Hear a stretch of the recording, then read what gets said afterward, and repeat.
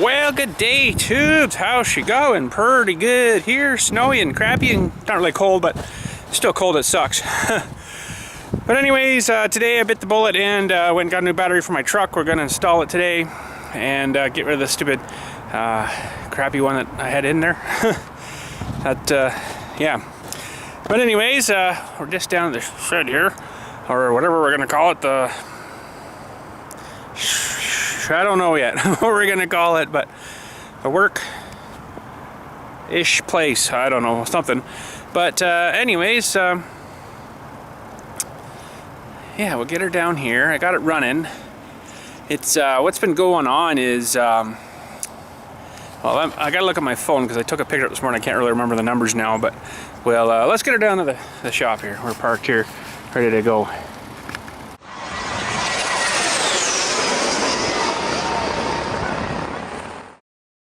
May not get out of here without some kind of two-wheel drive, if you know what I mean. Okay, getting nice and warm. Oh geez, I'm stuck on the hill. Come on, baby, you can do it. Should be about good there. The battery's on the passenger side front, and let's go pop the hood. All right. So the battery is still okay on this thing, but it's definitely got an issue going to be happening probably soon with it. And what happens is let's test her up here. We'll get these guys on here. Stupid huge cover things. Good job, Ford. Guess they don't want anything touching that. So we're actually good now. Now it's been running about 15 or so minutes. We're 12.50. That's not too bad. So, of course. I like to go right on the terminal, right? Okay, so English out of, no, we're in vehicle. I'm going to say that was, didn't run that long, but we'll say after charge. Regular flooded, and this is a 750 cold crank amp. So we're gonna, we're gonna test that here now. And what I was saying, especially in the morning, state of health is actually down a bit. That's actually not good. But the state of charge here, which is to do with the electrolytes and the acid or whatever's in the battery, by morning time it's down to 11%. So that's not good. That's not good. So we're going to replace this battery, although it's probably still good for a little while yet. I'd rather not be in the middle of nowhere and then the battery screw up. And then, you know, I got my booster pack guy here, which I'm going to actually use and hook it to the terminals, hopefully on that thing, and turn it on, and so it still thinks that there's a battery there, so when I unhook it, all my settings and stuff don't go washy, you know. So this is a CarQuest battery. They're supposed to be pretty good. CarQuest is a fairly big name, and they've done a little tester here. Looks like November 20th they did that, 9:45. So rating 750, measured 944, so that's good. Volts 1255, and then, you know, all the other crap there. So we're gonna test it ourselves too here. So 1256, they got 1255, so that's good. It's out of vehicle. We haven't charged it. It's a regular flooded. Cold crank is 750. Should be all the same here. So we're testing. This is a good little charger. Didn't cost that much, about 45 bucks. So state of health is 100%. That's good. State of charge is 93, so that's a little better. All right, so I'm pretty happy with that. So we'll just put this guy over here for a moment. We're going to get some tools and a tripod for you guys to sit on, and we'll flop this out and flop this one in. All right, that's about the best I can get you. Is I can't get you anymore because you're right at the bumper here, right? So head mount GoPro might have been good for this, but I don't like making you guys feel sick by watching that, so we'll keep it stationary as best we can. Oh, come on. So there is one retainer bolt down here, and it's an 8 mm. Hopefully it comes out all right. I'm gonna probably put it back in with some sort of lubey stuff.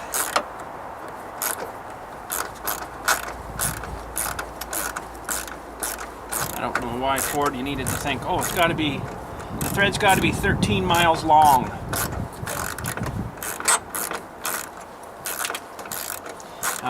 Little update too on the coolant. It seems to be staying up now. So I guess you guys are right. One of you said, I know, that it was probably because when I turned the heater on in the heater core, it was kind of, you know, had a couple air bubbles, or somewhere in there had a couple air bubbles. Well, it's not looking too bad there. So that's got to go back that way. Okay. These are weird clamps. They... I don't know.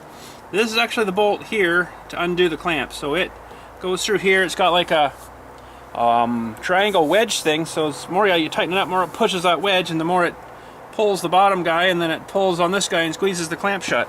So let's get you a little more of a detailed close-up of that. So you tighten this bolt down. It pushes down, slides down, pushes these two guys apart. The bottom thing goes through to the side here, which squishes the two clamps together. It's very strange, very weird, but I guess it works, and away we go. So, I'll try to get these in a little bit there. Now what I want to do is put my battery booster guy on here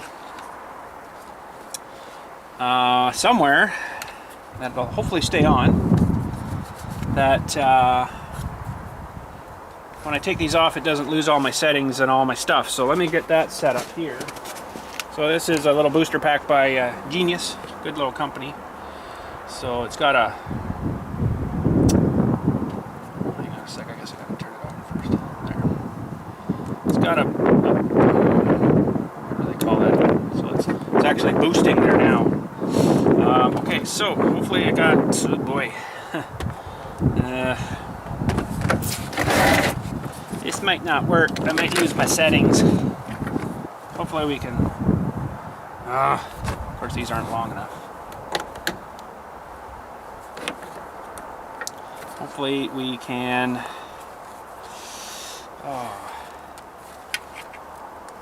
Rat turd. Where am I going to put this one? I just don't want them to flop off when I'm taking this apart. So these look pretty darn small too. Thanks again, Ford, for putting a tiny little bolt on there. Probably 8 mil, yeah.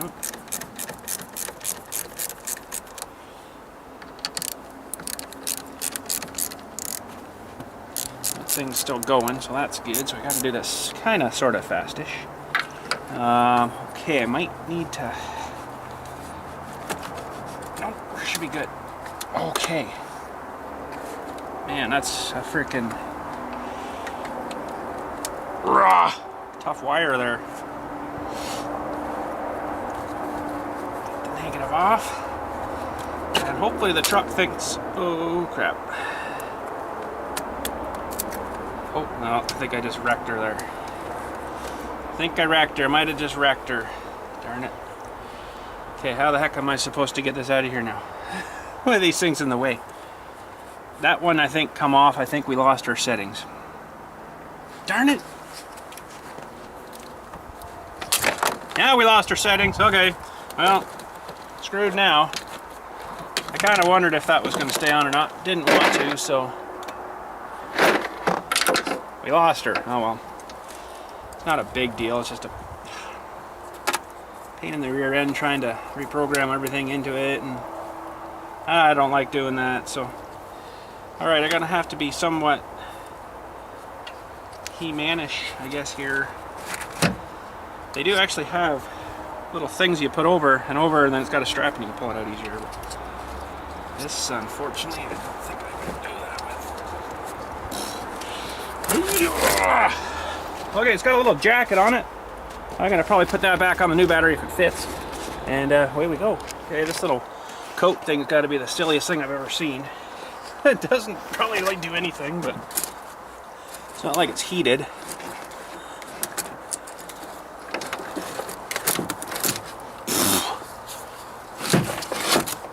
Fighting batteries. Gotta love it. Sweet. Well, that wasn't too bad. We'll pop the caps off them here.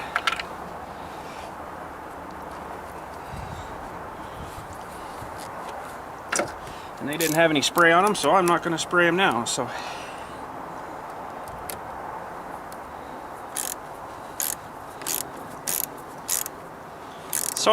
this battery actually wasn't expensive as I thought it would have been. I was quite surprised. Ooh, everything just lit up again there. It was, what the heck did I pay for it now? It was under 200 bucks. Which, you know, I'm still kind of surprised at. Okay, let's get you a zoom in on this other guy here. And maybe we can see up close what she's doing here when we tighten.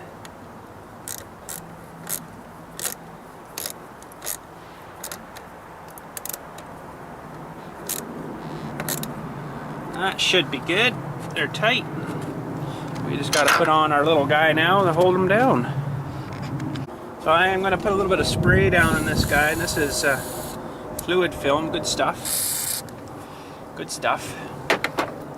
It's got sheep grease in it. Sheep grease. And hopefully I can get it all lined back up here. Seems kind of tight there, but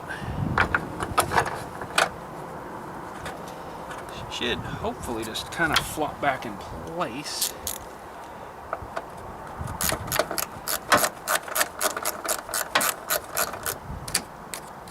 Hopefully that strap is alright. It should be fine. It's no higher than the cover for the terminal here. And she's all plastic, so. CarQuest Gold! Oh yeah! And then we'll give her a little fire up here. And now it's already warm. I won't be able to really tell until the morning. That should be good. Solid. Should crash. It should be good. I won't be able to tell till morning, but it definitely has been morning really slowish cranking over, but it's always started, which is good. But okay, let me put some tools away here.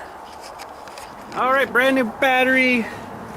It might run funny for the first minute or so until it kind of relearns its things again here. And of course I left the key in it. Okay, let's see now if we just change the battery. The hood's open. I wonder if it's going to think that I'm trying to steal it. So let's try starting it on the remote here. Doesn't like that. Okay, I'll have to go inside. Start it up inside here.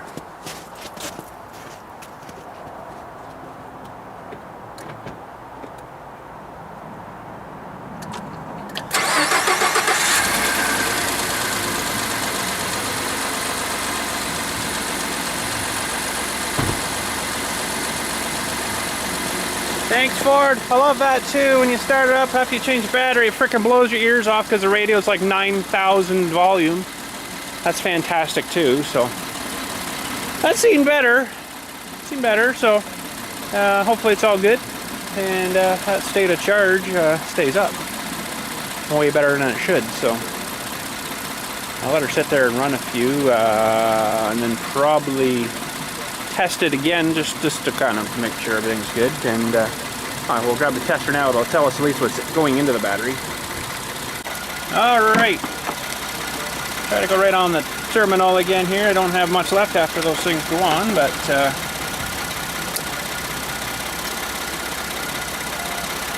much at all. So 14.48. Come on, let's get this go there.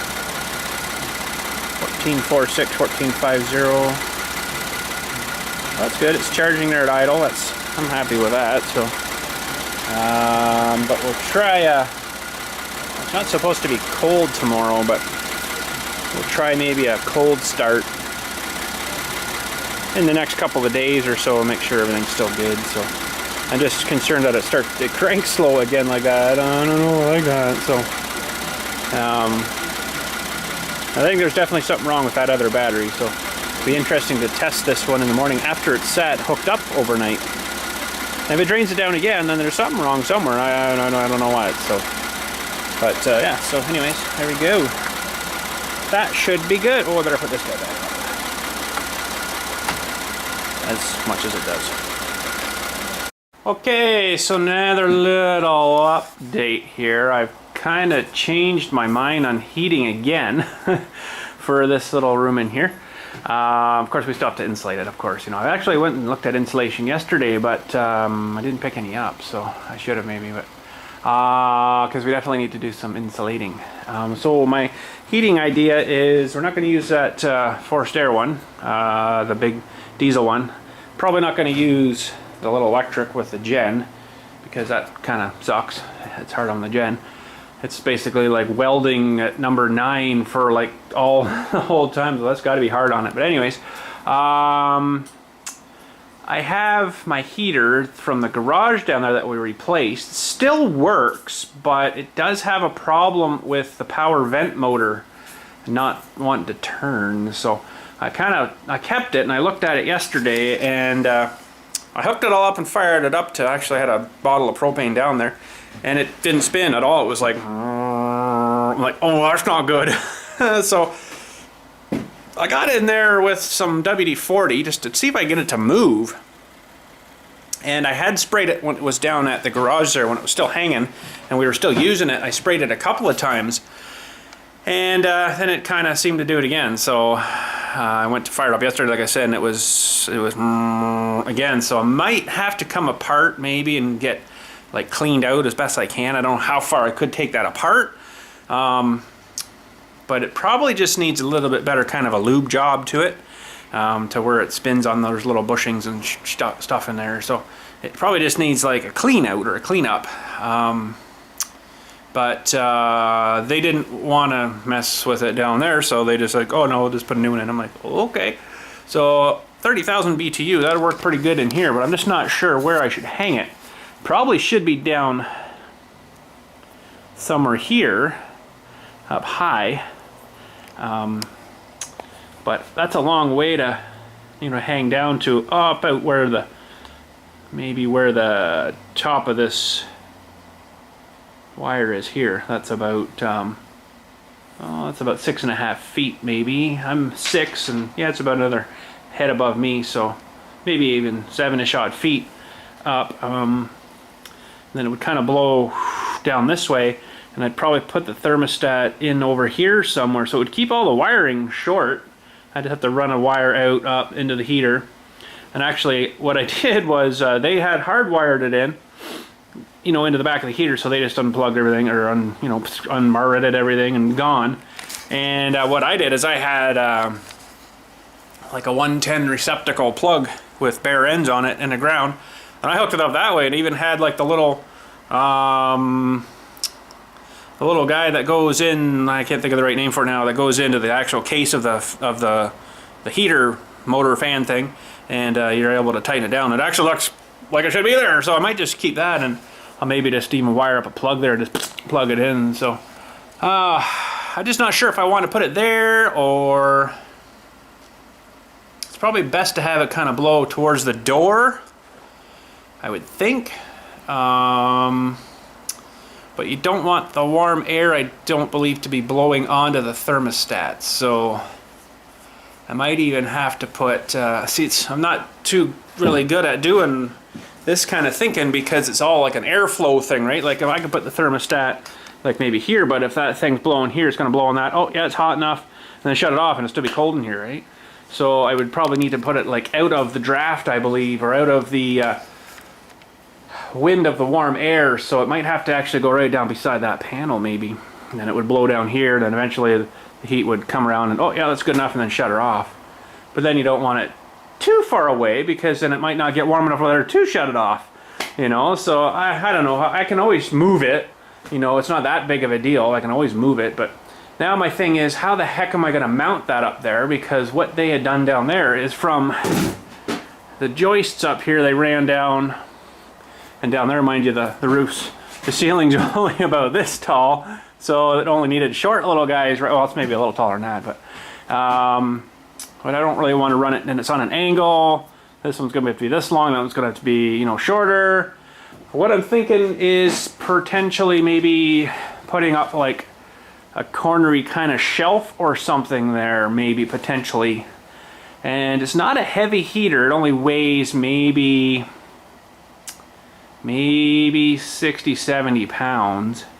It's not super heavy, but I don't know how I want to really mount that guy yet. So corner is kind of crappy, but I'd like it to be kind of this pointing this way to blow, you know, from this corner to this corner, and then it would kind of, you know, disperse the heat around, right?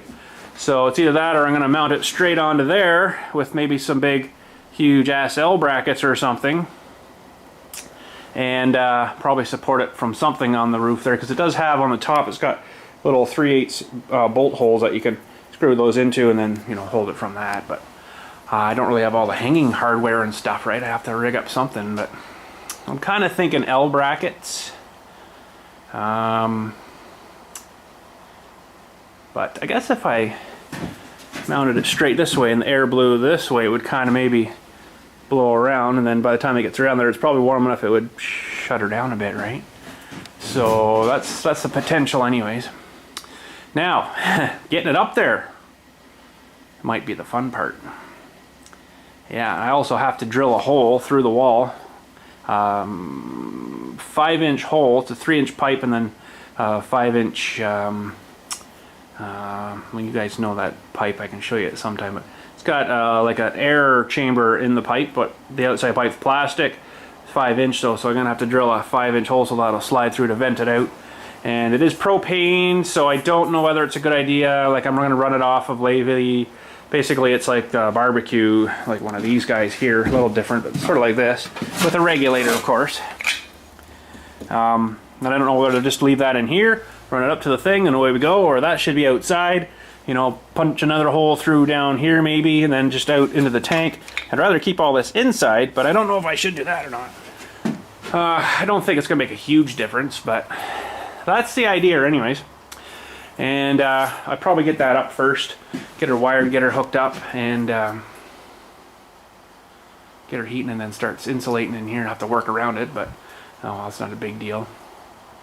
Now, L brackets. I don't have any out here that what I'm thinking of, but they do make them fairly big, but they're only like maybe 12 by 12. I don't think I can get them any bigger than that, so I might have to do it out of wood. A shelfy guy thing out of wood of some sorts. And I've got a bit of stuff here. This is just a shorty piece. I got 2 more pieces over there. One's a little warpy, but so basically it would be longer than this, but it would kind of how the heck would I do that now? It would have to somehow be supported underneath too.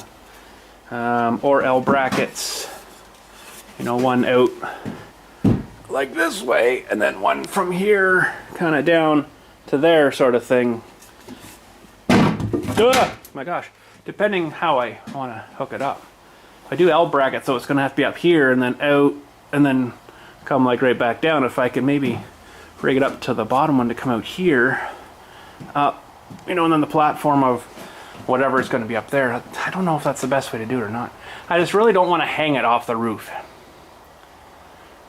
Probably the better way to do it, and that's how they did ours down there, but I don't know if I really like that idea. I'd rather have it on some kind of shelf, but then got the potential it could slide around and move on that shelf. I would guess it might vibrate and rattle a bit, right? And you might have to like anchor it down or something. But I'd like your guys' thoughts of how the best way would be to mount that. So I'm kind of thinking of maybe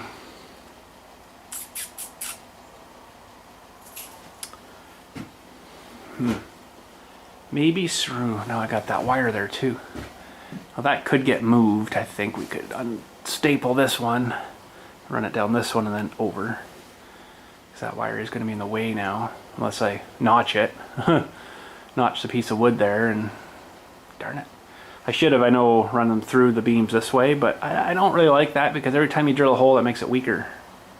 I kind of really don't like drilling holes in structural things like floor joists and stuff. Say this was a floor above, and they drill like 15 friggin' holes, 15 friggin' holes through these joist beams. It's like, well, doesn't that create a weakness? I guess it's not terrible bad, but I still don't like it. So, but anyway, that's my thought. I'd like you guys' ideas of the best way to mount it, and that's what I'm thinking anyways. The best way to mount it. See, I'm thinking of a flat platform thing, or maybe I could just, you know, take it up the ladder and then just plonk her on. I don't have to go up there and hold it and try to screw in bolts, and you know, I'll be doing this by myself. So yeah, fun. So in another sense, it's basically building like a table, kind of like this, but up there, you know, enough to hold the heater, which would be probably from this beam over to probably that one and come out a fair bit, and I'd have to somehow support it. Or I could run a thing just up that way to support it. That would work too, I guess. I don't know. I don't want to run things up like that though. I just don't like that idea, but some sort of shelf or something. That's what I'm thinking. But anyways, that's it. Let me know what you guys think about that, and we'll consider everything, at least anyways, see what the best method would be to do, and go from there. So I'm just having a brain block right now. I just can't seem to picture the shelfy thing I'm thinking of, but I think that would be the best kind of way. And I just have to make sure I get it positioned where I could drill a hole through the wall to punch the vent hole or vent pipe out, and should be all good. I have to basically put it on this side, I believe, because the service panel for it would be on this side. That's how it hung in the garage, and it blew out. You know, that's basically how they did it at my garage. They put it in the corner and just kind of blew it, you know, and then eventually it comes back around. So it's probably what I'll do here. But anyways, something to think about. So we're gonna head her out. Thanks again for watching. I'll let you know about this battery in the next couple of days, and we'll give her another test in the morning and see what it's doing. Because hopefully it should be fine. But I don't know. Maybe it's something to do with the truck draining the battery out. Could be that too. But it always seems to start fine. Normally, if you're draining the battery, it would, and that would be it, right? So, but anyways, catch you later. Let me know what you think, and we'll get working on that. And I gotta find somewhere a 5-inch hole saw or something to drill through, or a whole bunch of small little holes, and then punch the wood out, and then drill through the siding and try to get that cut out, and then put the tube through and get it all hooked up, and then silicone around the outside so it doesn't leak into the wall. I got some good window silicone. We'll use that stuff. It's almost like a Play-Doh. It's weird stuff, but it works good. Same stuff you'd put around your doors and stuff. So anyways, we're gonna go this time. Thanks again for watching. Catch you all then, and let me know in the comments what you think, how we should mount that feller. Hopefully it works. It might need a new power vent motor, or I don't know, something, but 30,000 BTU should heat this up pretty quick. Should be good. Anyways, catch you then. Thanks again for watching, and have yourselves a good day. I forgot. Let's see if we can get out of here now without losing her.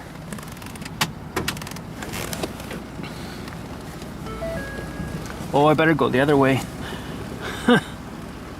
Oh, we're so gonna get spun out here. Check that side, make sure I'm good.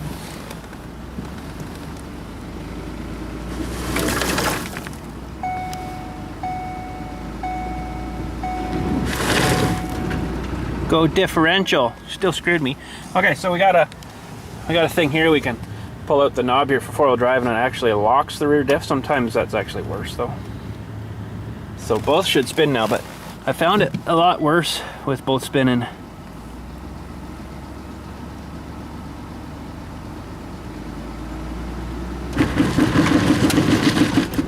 And they seem to go all over the place. So let's just pull ahead here again if we can.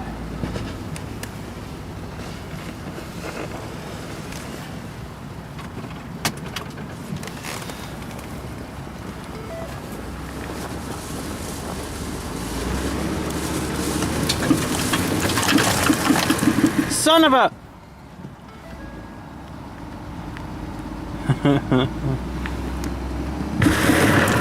This brakes traction, eh? I got a funny story for you. Probably shouldn't tell you, but it's funny. There was a lady back in the back here. I'm not gonna say names or anything. I don't even know who she was actually. But let's give us another run here. I'm gonna make it. She had a big old van, big heavy old van, and it was a bad sort of year. We got a lot of frost, and we had a big thaw and a big melt and a big rain. Oh, I love sand and dirt. Look, that we made it though, mostly. And anyways, so bad year. Still chunking through. Turn that diff lock off now. Bad year, and sorry, we had a bad year, and come on, baby. There we go. Look at that. Didn't even need 4x4. If I had another 6 inches of snow, I would have been screwed though. So anyways, yeah, bad year, and what had happened was we got a bunch of rain, but there's still frost on the ground, so and it melted a bunch of snow as well. Not enough, like probably still about this much left, which is, you know, maybe 3 or 4 inches, whatever. And she had this great big old van, and it kind of flooded in the one spot there, so I dragged a great big tree across, which was very visible, and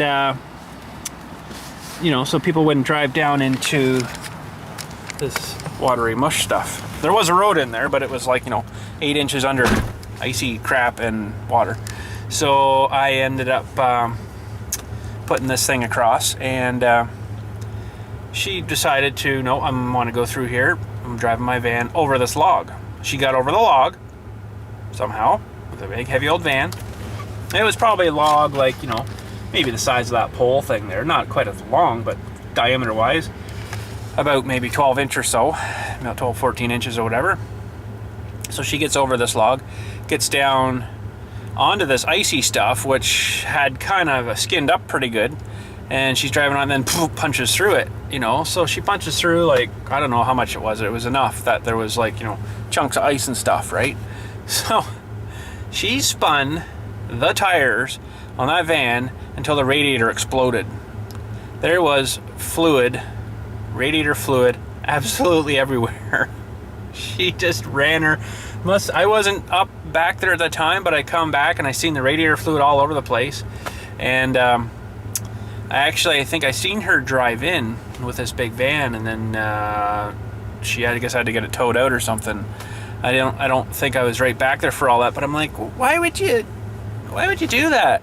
Someone puts up a barricade like that, you don't kind of just go through it. So she blew a radiator, or blew a hose or something probably in it, and all over the ground. So that was fantastic. But anyways, a little funny story for you. I thought that was kind of funny. Have a good day. Catch us all later. You guys have a good one.